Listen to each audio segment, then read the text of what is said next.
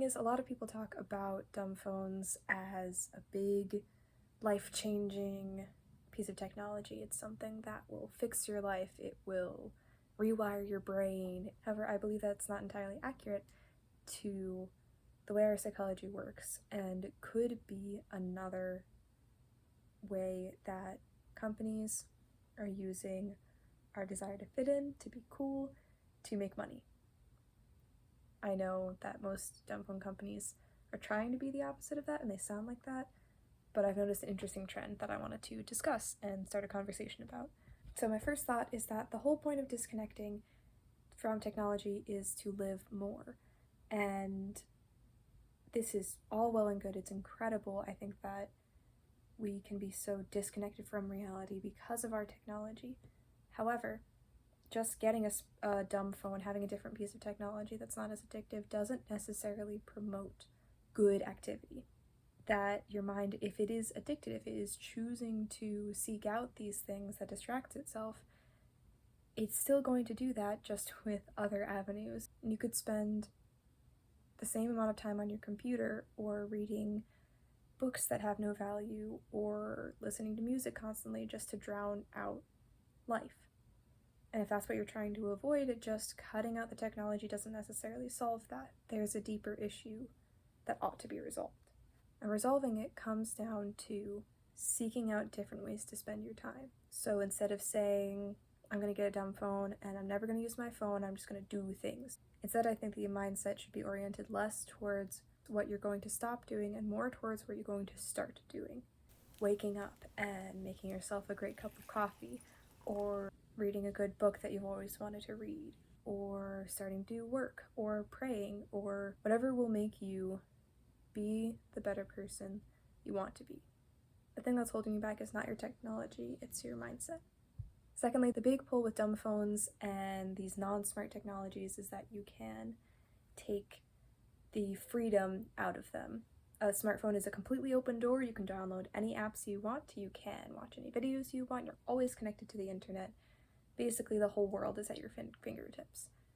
Dumb phones seek to prevent that by lessening the capabilities. However, you can make your own current iPhone have the same limited capabilities without spending the same amount of money. Delete your social media apps, delete Spotify, you can delete whatever else is taking up your time in a way that you don't feel comfortable with, and you are in control of that. When you open your phone and you want to engage in this media that isn't good for you, you're in control of stopping yourself. And I think that's an important thing for us to remember, because without that knowledge that we are making these choices, it's so much easier to fall in those rabbit holes, and so much easier to feel and get addicted if we feel like the thing we're addicted to is so much more powerful than us, which is not accurate. Okay, I changed the lighting because it was getting a little bright outside, but we are back in business. The third thing I want to address is the issue of unsustainability. And I don't mean environmental unsustainability.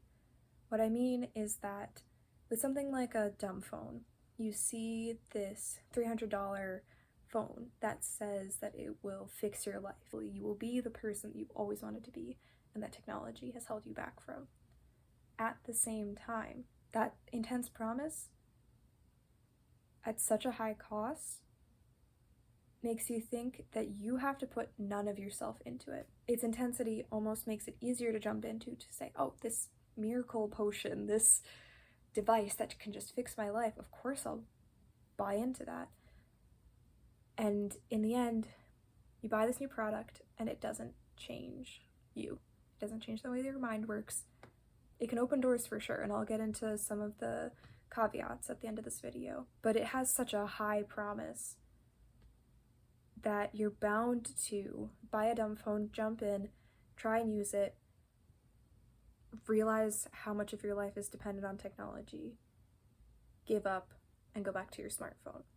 It's a short-term solution that they can buy you into to spend a lot of money. And I don't think people are talking about that enough. At the same time, I want to highlight a few wonderful things about dumb phones and why I think they're a good investment. Dumbphones, despite their price, are often much cheaper than most smartphones. If you're choosing to buy something for the first time, it's a very practical investment. The lower technology is generally reflected in the price, along with great and active customer service for a lot of these products, like the Light phone and the Wise phone.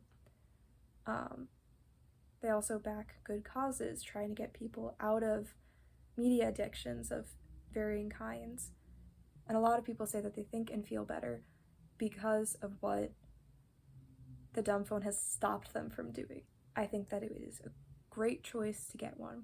I just hope that we will expand the conversation around it and highlight the fact that these are not miracle devices that will change your life and paint your walls and take care of your kid and all of these things.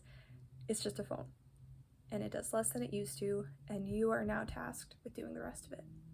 So if you're ready for that, I would highly recommend getting a Dumbphone. If you're not, I would look at that more closely. Thank you for watching. I hope you enjoyed hearing some of my rambling thoughts.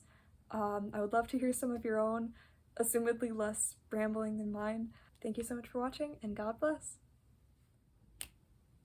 Also, I want to highlight the fact that I do not own a Dumbphone. These are just some opinions based on someone who has tried to live a healthy lifestyle and who understands the fact that phone addiction is a real thing that most of society struggles with.